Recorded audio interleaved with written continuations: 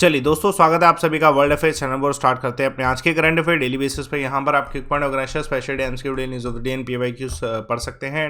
मेरा Telegram channel आप जरूर ज्वाइन करें। अमन सर्वाइव स्टडी थोड़ा मुझसे कनेक्ट हो सकें। 6 AM पर रेगुलर वीडियो आ रही है, रेगुलर देखेंगे ज़्यादा बेनिफिट होगा। और मैं आज आपको पूरा एक हिस्ट्री का मैराथन करा रहा हूँ। कंप्लीट इंडियन हिस्ट्री आपको यूट्यूब पे आज मिलने वाली है शाम को 7 बजे। इसका लिंक मैंने आपको इसी वीडियो के कमेंट बॉक्स पे दे रखा है, 6 आवर मैराथन के नाम से। उसे आप ओपन करके उसे सेट रिमाइंडर जरूर कर लें, सो दैट आप सभी को बेनिफिट हो सके। मैं अश्योरिटी देता हूँ, इससे बाहर इंडियन हिस्ट्री किसी भी एग्जाम में नहीं आएगी। चलिए तो स्टार्ट करते हैं। पहला आज का दिन 30 जनवरी मैटर डे, शहीद दिवस आज के दिन ऑब्जर्व किया जाता है। देखिए, महात्मा गांधी जी को असैसिनेट किया गया था 30 जनवरी 1948 में, फादर ऑफ नेशन को, नथुराम गोडसे के द्वारा। इस वजह से 30 जनवरी को ये ऑब्जर्व किया जाता है। इसके अलावा भारतवर्ष में 23 मार्च को भी जो है मैरिटर डे ऑब्जर्व किया जाता है, क्योंकि इस दिन भगत सिंह, राजगुरु और सुखदेव को हैंग टिल डेथ किया गया था, because they were revolutionary of India, जिन्होंने भारत के देश की आज़ादी में बहुत बड़ा योगदान दिया है। चलिए देखिए, पहला क्वेश्चन आप सभी के सामने, कौन सा बैंक है जिसने हाल फिलहाल में लॉन्च किया है fitness watch debit card? Tie up में किया गया है, हेल्थ केयर प्लेटफॉर्म है GoQ, इसके टाई अप में किया गया है। तो आंसर है सिटी यूनियन बैंक। तो सिटी यूनियन बैंक जो कि ओल्डेस्ट प्राइवेट सेक्टर बैंक है इंडिया का, और GoQ और जो NPCI है, National Payment Corporation of India, इन तीनों ने मिलकर ये wearable payment solution CUB fitness watch debit card के नाम से लॉन्च किया है। इस पूरे जो डेबिट कार्ड वेरेबल वॉच है, इसमें पेमेंट्स की जो लिमिट्स हैं वो भी सेट की जा सकती है, मोबाइल बैंकिंग की जा सकती है। ये पूरा सेफ एंड सिक्योर है। इसका जो भी अपडेट होगा वो SMS के जरिए रजिस्टर्ड मोबाइल नंबर पे आएगा, और इसमें जो भी फैसिलिटीज़ है जो कि एक फिटनेस बैंड में होनी चाहिए, जैसे ऑक्सीजन लेवल चेक करना, body temperature, heart rate, blood pressure, इस सब का भी अपडेट रहने वाला है। उसके अलावा ये भी कहा जा रहा है कि जो पूरा पैकेज होगा, उस पैकेज में personal health coach, doctor tele consult, video coaching जो है, ये सब भी प्रोवाइड की जाएगी। दूसरा क्वेश्चन देखिएगा, भारतवर्ष में कौन सा इनोवेशन सेंटर है, कौन से नंबर पे, पहला है या दूसरा है, जो कि डिजिटल यूनिवर्सिटी ऑफ केरला के द्वारा 86 करोड़ की लागत से बनाया जा रहा है?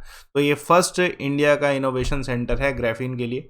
तो ये इंडिया का फर्स्ट इनोवेशन सेंटर है ग्राफीन के लिए, जो कि केरला में सेटअप किया जा रहा है। इसको बनाया है डिजिटल यूनिवर्सिटी ऑफ केरला के द्वारा, along with centre of materials for electronic and technology के द्वारा, जो कि त्रिशूर में है।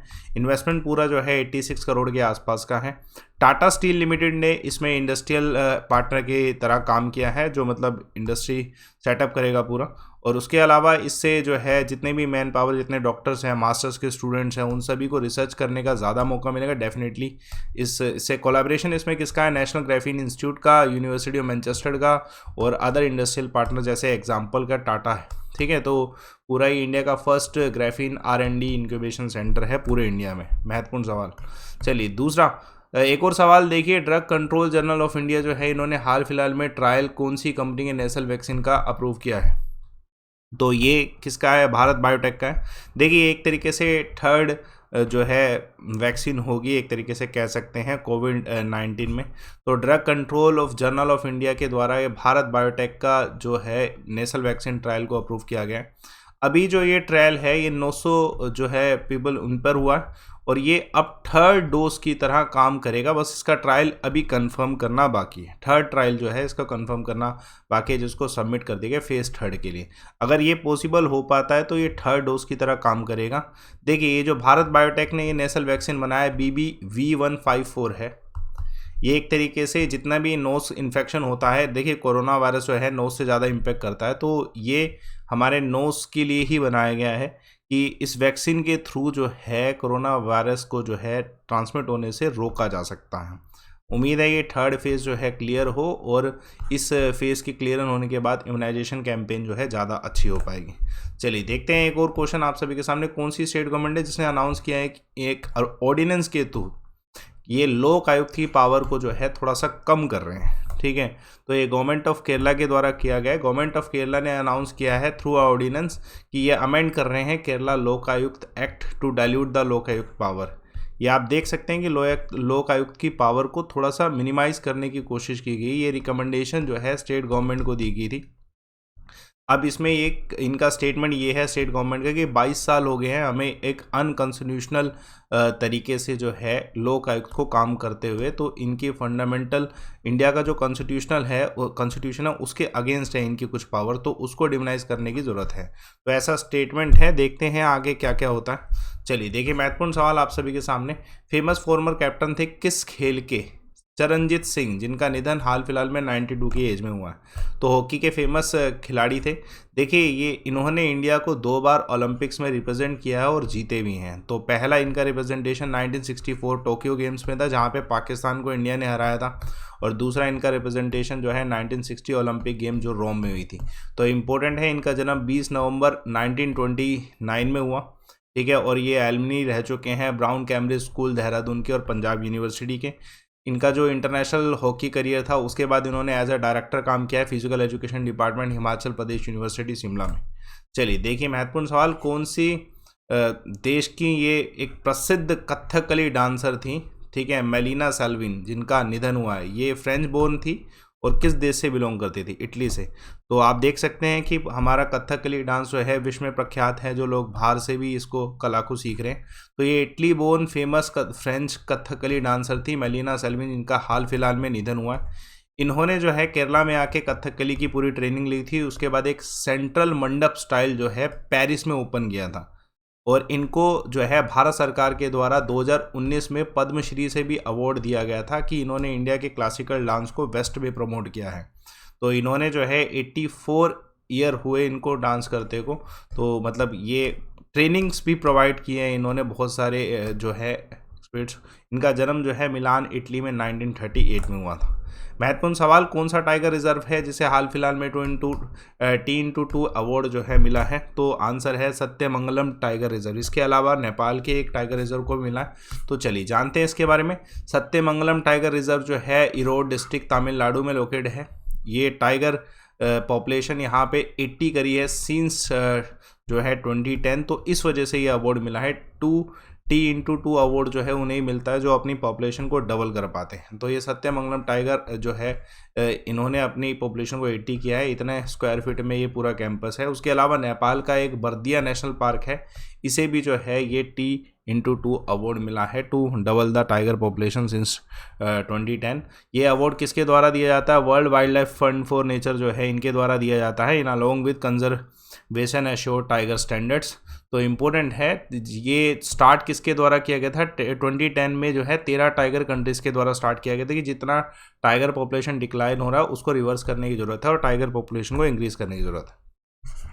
चलिए महत्वपूर्ण सवाल, रिसेंटली किसने हाल फिलहाल में लॉन्च किया है डिजिटल पार्लियामेंट ऐप? तो ये किसके द्वारा? लोकसभा सेक्रेटेरिएट के द्वारा डिजिटल संसद ऐप के नाम से इसे जाना जाएगा। मैंने आपको पहले ही बताया था कि जो बजट सेशन है उसको अब हम कंप्लीटली सब कुछ देख सकते हैं कैसा सिस्टम चल रहा है, तो वो इसी के थ्रू पॉसिबल था कि डिजिटल संसद ऐप लॉन्च कर दी गई है लोकसभा सेक्रेटेरिएट के द्वारा। इसमें जितने भी लोग हैं सारे के सारे जो है पार्लियामेंट की प्रोसीडिंग्स अपने एमपीज के बारे में सब कुछ जान पाएंगे। ये एंड्रॉयड और iOS प्लेटफॉर्म दोनों पे अवेलेबल होगा। ये एक तरीके से इंटर कनेक्टेड पोर्टल होगा जो कि इंडियन पार्लियामेंट के बारे में सब कुछ बताएगा, जैसे संसद की प्रोसीडिंग का टेलीकास्ट होगा, कोई भी इंपॉर्टेंट इन्फॉर्मेशन, बजट 2022 जो आने वाला उसका पूरा वर्चुअल डिटेल।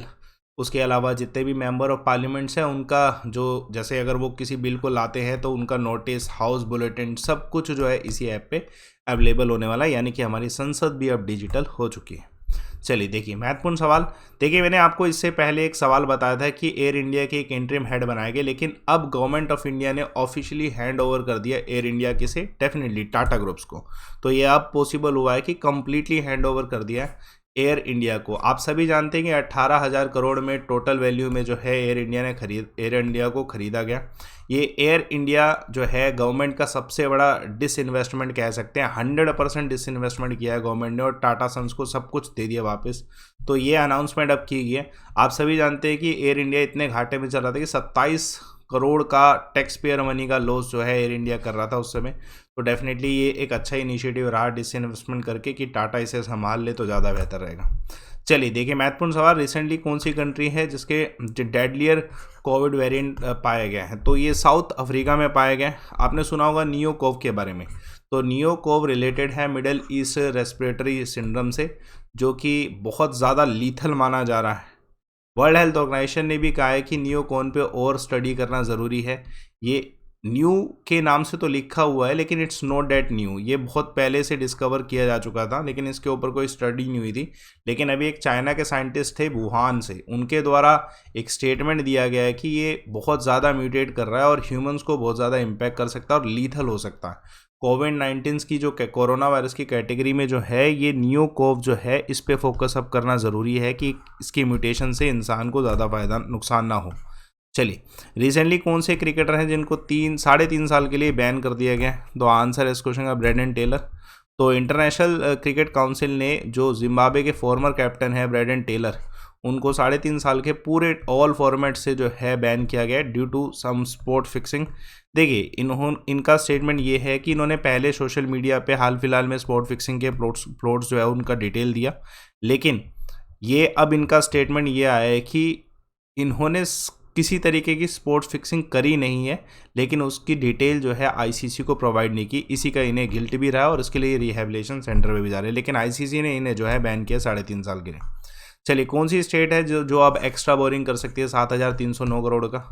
इसको अलाउ किया गया है सेंटर के द्वारा। तो आंध्र प्रदेश और राजस्थान को अलाउ किया गया है। तो डेफिनेटली ये जो अलॉटमेंट है ये अलाउ किया गया है पावर सेक्टर के लिए किया गया है कि गवर्नमेंट ऑफ इंडिया ने 7,309 करोड़ का बोरोइंग के लिए परमिशन दे दिया, क्योंकि हमेशा सेंटर परमिशन देता है तभी स्टेट जो है कहीं से जो है लोन ले सकती है। पावर सेक्टर के लिए लोन लिया गया, ठीक है। फिफ्थ फाइनेंस कमीशन का एक रिकमेंडेशन भी था कि एक कोई भी स्टेट 0.5% ऑफ अपना जीडीपी जो है बोरोइंग कर सकता है अपने रिफॉर्म्स को कंडक्ट करने के लिए। तो यही करने के लिए जो है ये अलाउ किया गया। चलिए, आज के क्विक पॉइंट देखिए। टाइटल स्पॉन्सर कौन है tennis tournament master Maharashtra open के? तो टाटा मोटर्स हैं, ठीक है। सेंट्रल गवर्नमेंट ने हाल फिलहाल में अप्रूव किया merger of Punjab and Maharashtra cooperative bank with which, तो यूनिटी स्मॉल फाइनेंस बैंक के साथ। Recently first scientific bird Atlas कहाँ पे किस स्टेट को मिला है? तो केरला को मिला है। देखिए, आज का जो कल एक सवाल था क्योटो प्रोटोकॉल का कौन सी कंट्री में फर्स्ट मीट हुई थी, तो इसका आंसर बिल्कुल सही, भूमि गुप्ता के द्वारा जापान। आज का सवाल पूरा कमेंट बॉक्स में डिटेल से बताइएगा। फ्रीओन रेफ्रिजरेटर, इसमें से कौन सा रेफ्रिजरेंट फ्रीओन है? ठीक है, फ्रीओन किसे कहते हैं? ध्यान रखिएगा, आप मेरा टेलीग्राम चैनल इसलिए भी ज्वाइन करें और आपको बेनिफिट होगा क्योंकि मैंने मैराथन आपको आज पढ़ाना है। अगर आप इंडियन हिस्ट्री पूरी पढ़ना चाहते हो, एक बार आप इस लिंक को 6R के लिंक को ज़रूर ओपन करके उसे सेट रिमाइंडर कर लें। और मेगा कॉम्बैक्ट अभी 12 बजे होने वाला है। ये अपॉर्चुनिटी है, सिर्फ पार्टिसिपेशन मात्र से ही आपको जो है ये सब प्रोवाइड हो सकता है, ये सब गिफ्ट हैम्पर्स मिल सकते हैं। मेरा कोड यूज़ करें लाइव अमन, लिंक डिस्क्रिप्शन बॉक्स में दे रखा है, जल्दी से ओपन करें, लाइव अमन से नोटिफाई करें और एक छोटा सा टेस्ट दें और ये सब अवार्ड्स आप जीत सकते हैं। रिपोर्ट एंड विन का ऑप्शन अवेलेबल है, यूटिलाइज इट।